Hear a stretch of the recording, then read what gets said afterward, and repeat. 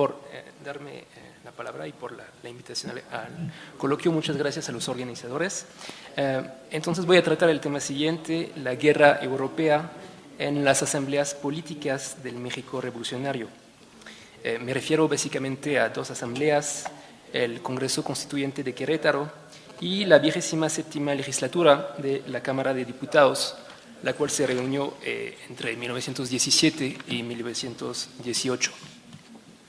Ahora bien, analizar la presencia de la guerra europea en aquellas asambleas permite entender mejor dos fenómenos generalmente descritos de manera separada por los historiadores, bueno, de manera muy general. Permite entender mejor, primero, lo que podemos llamar el proceso de totalización de la guerra.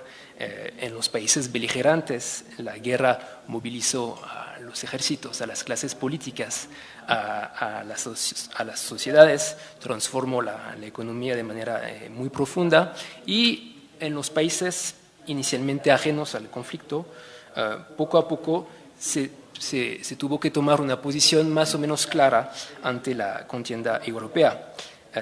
En este cuadro, las referencias múltiples a la guerra europea en las asambleas de México demuestran por sí mismas que México también fue el teatro de una guerra de los espíritus, como en España o como en el resto de América Latina.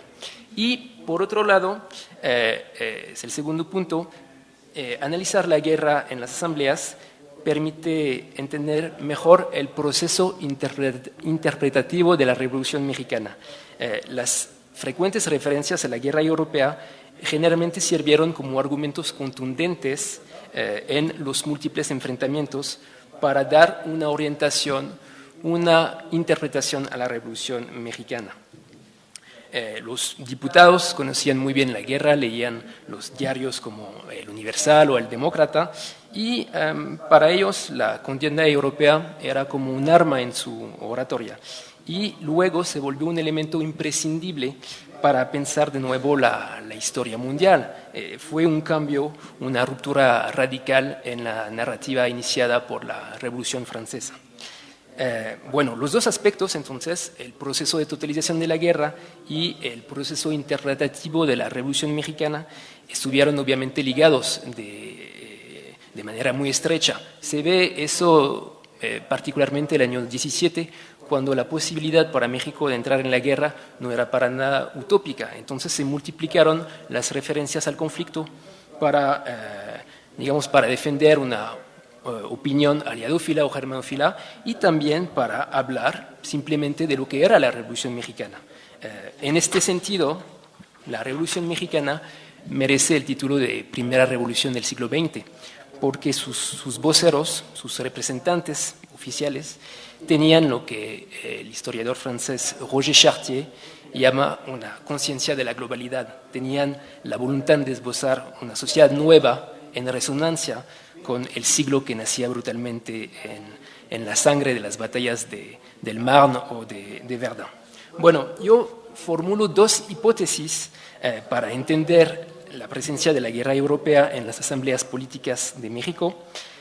La primera es que, contrariamente a la línea oficial, la línea preconizada por Carranza, no se respetó la más estricta neutralidad en las cámaras revolucionarias. Más bien, la Cámara de Diputados fue como un teatro de la guerra mundial, un pequeño teatro, digamos, pero donde sí hubo declaraciones a favor de la Entente o del Kaiser. Y segunda hipótesis es que los representantes del pueblo mexicano vieron la guerra europea con sus propios ojos. Para ellos, aquel conflicto era una expresión terrible pero clarísima de la validez de los principios nacionalistas y sociales de la Revolución Mexicana. Bueno, el primer punto entonces, la Cámara de Diputados como teatro de guerra. Varias veces los diputados quisieron debatir de la guerra y de la eventual participación mexicana en ella. Sin embargo, nunca pudieron cuestionar la posición oficial formulada por Venustiano Carranza, que era esa expresión de más rigurosa y estricta neutralidad. conocían las gestiones de Carranza para formar con la Argentina de Irigoyen un bloque de países neutrales que podía acabar con la guerra con una amistosa mediación, como decía Carranza, pero los diputados, de manera muy rápida, en el año 17, se dividieron en dos bandos, entre supuestos aliadófilos y supuestos germanófilos, porque eran acusaciones polémicas. Eso pasó sobre todo después de la revelación del telegrama Zimmermann, el 1 de marzo en el Universal, después de la entrada en guerra de los Estados Unidos el 6 de abril y después de la medida a México de Manuel Ugarte, intelectual argentino que se definía o que llamaban el apóstol de la raza y que preconizaba, un apoyo a Alemania. Bueno, hubo un debate que no hubiera debido tener lugar entre aliadófilos y germanófilos en la Asamblea. Esa polémica sobre la guerra ocurrió en las sesiones del 18 y el 19 de octubre del año 17 y se pudo en ese entonces ver cuáles eran los argumentos de los aliadófilos y los germanófilos. Se tocó la cuestión internacional, se tocó el tema de la guerra cuando no estaba al orden del día. Fueron más bien referencias y poco a poco se tuvo que tratar el tema, pero de manera no oficial. Digamos que los diputados tenían que hablar de un proyecto de ley, que era la ley de suspensión de garantías individuales, y se pusieron a debatir de la guerra. Bueno, los aliadófilos tenían dos argumentos para justificar una posible entrada en guerra del lado de los aliados. El primer argumento era solidarizarse de países considerados como al mismo tiempo democracias liberales y pueblos latinos, o sea, sobre todo Francia y Bélgica. O sea que el argumento era al mismo tiempo institucional y racial. Eso era un argumento muy fuerte. Y segundo argumento, puramente materialista, era obtener de los Estados Unidos un empréstito y obtener un mejoramiento de las relaciones comerciales. Era un argumento materialista, pues bien que Estados Unidos en su concepción era el coloso de oro, un país sumamente materialista. El fogoso orador del bando aliadófilo no fue entonces Félix Pallavicini, que sí pronunció varios discursos a favor de los aliados, fue un joven diputado, Manuel García Vigil, que tenía entonces 29 años y que primero en su discurso empezaba a hablar de la necesidad de cultivar buenas relaciones con los Estados Unidos, comparaba también la Revolución Mexicana y la Revolución Francesa, hacía una referencia clara a Robespierre y a los eventos de 1793 en Francia, y lo que es muy impresionante es que reproducía los discursos sobre los discursos bélicos que se podían encontrar en Francia, reproducidos por el Universal, sobre las atrocidades alemanas, entre comillas. Decía lo siguiente, lo voy a citar. Para nosotros, después de 3 años de guerra, la Bélgica odiada, conculcada, vejada, escarnecida por el gobierno alemán, vive actualmente. Y por desgracia se dan órdenes por los comandantes militares, por los gobernadores militares alemanes, en que se dice que los niños de ambos sexos, de 15 años, que se nieguen a trabajar, serán castigados con azotes. Impasiblemente hemos asistido nosotros a esto. Y bueno, también hablaba de Francia como el país de la civilización que luchaba contra la barbarie de Alemania. Y bueno, los germanófilos, supuestos germanófilos, que más bien eran verdaderamente a favor de la neutralidad y sobre todo anti-yanquis y anti-aliadófilos, respondían con otros argumentos. Decían primero que Francia, Inglaterra y Estados Unidos eran países imperialistas, que eran pueblos fuertes, que no tenían los mismos intereses ni la misma manera de actuar que los países débiles hispanoamericanos. Y segundo argumento de los germanófilos supuestos es que ante el cruel espectáculo de la guerra y debido a la lucha interna pasada y bueno, un poco actual entonces de México, hubiera sido un sacrificio inútil llevar los mexicanos a los campos de batalla. Y no se podía olvidar además las intervenciones de Estados Unidos y el desmembramiento del territorio en el año 1847. Bueno, voy a citar el otro orador, el orador principal del bando germanófilo, entre comillas, que era González Galindo. Decía eso: la consecuencia de abandonar nuestra neutralidad, dice el señor García Vigil, será la de que los Estados Unidos nos faciliten el empréstito exterior. Y eso sencillamente, señores diputados, es vendernos por un plato de lentejas. Eso es sacrificar nuestras libertades, sacrificar nuestra autonomía. Señores diputados, nos aseguran que Inglaterra, que Francia, que los Estados Unidos defienden la causa de la humanidad. ¿Y cómo se comprende que Inglaterra, Francia y Estados Unidos defienden la causa de la humanidad cuando los Estados Unidos han invadido México en el 47, cuando han desmembrado el territorio, cuando todavía hoy día, hace unos cuantos días, mandó la expedición punitiva de Pershing? Bueno, y también acusaba a Francia, país de raza latina, lo acusaba de disputar la isla de Clipperton. A México acusaba a Inglaterra de haber ametrallado el pueblo boero en el Transvaal, en África del Sur. Entonces decía que eran países imperialistas. Entonces se ve claramente los dos bandos. Había una división en la Asamblea de Diputados. Sin embargo, y eso es el segundo punto de esta ponencia, es que la guerra europea también sirvió como legitimación de los principios revolucionarios.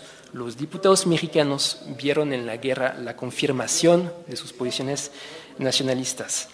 Si hablamos del Congreso Constituyente, durante el Congreso que terminó con, digamos, la nueva Constitución, la de febrero de 17, hubo un diputado, el diputado Machorro Narváez, que explicaba que la guerra era el punto de partida de una nueva era.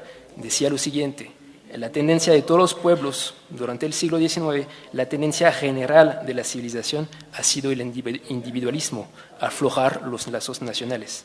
En los últimos años del siglo XIX y principio del siglo XX, el socialismo, con sus principios humanitarios y su nulificación de las fronteras, triunfó completamente. Pero en estos últimos años, con el formidable movimiento de la guerra europea, la tendencia hacia el principio nacionalista triunfó de un modo completo. En todas conciencias, en todos los hogares, se han venido comprendiendo varias cosas con motivo de la guerra europea. O sea que él, bueno, Paulino Machorro era nacionalista, pues era así definía la revolución, pero veía que la guerra europea confirmaba su posición y luego usaba de este argumento nacionalista para justificar a la exclusión de los extranjeros de la representación nacional. Usó el argumento de la guerra para defender el artículo 55 de la Constitución, que se reservaba el derecho de representación a los mexicanos de nacimiento. Era, digamos, una confirmación por la guerra europea. También la guerra sirvió para justificar el nacionalismo económico de la Revolución Mexicana, un nacionalismo económico con tintes sociales que ponía el interés de la colectividad ante el interés individual. Y es interesante ver que para varios diputados el artículo 27 de la Constitución era un artículo sumamente moderno, porque la restricción mexicana al derecho de propiedad se encontraba confirmada por las prácticas de los países beligerantes. El diputado Vadillo, en septiembre del 17, decía que había habido varias formas de gobierno. Una forma sencillamente política, otra forma que tendía al liberalismo utilitario y una nueva forma nacida con la guerra europea, que era una forma de gobierno de tipo socialismo comunista. Y entonces decía que pues los gobiernos como Francia, Inglaterra, Estados Unidos intervenían en la producción y, digamos, eso era una intervención del Estado a favor y en el nombre de la colectividad. El diputado también, Luis Cabrera, veía eso lo decía de manera muy clara. Decía, estaba reservado a la Revolución Mexicana trazar los lineamientos de una reforma trascendental que años después la guerra europea ha venido a confirmar. Antes que las naciones europeas y las naciones americanas, que están comprometidas en la guerra europea, hubieran visto la necesidad de sobreponer el interés público sobre el interés privado, fue la Revolución Mexicana la que consideró que el derecho de propiedad tenía esta limitación. O sea, era claramente la guerra que confirmaba a los principios nacionales y sociales de la Revolución Mexicana.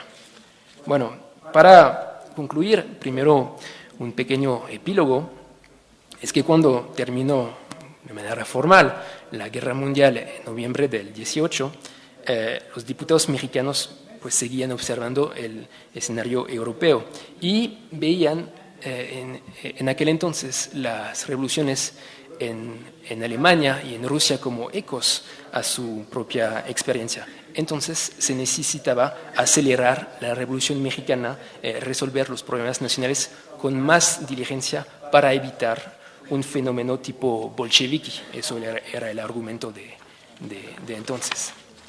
Bueno, en suma, para resumir, para recapitular, la guerra europea no fue percibida como un fenómeno puramente externo o sin consecuencias por los representantes del pueblo mexicano.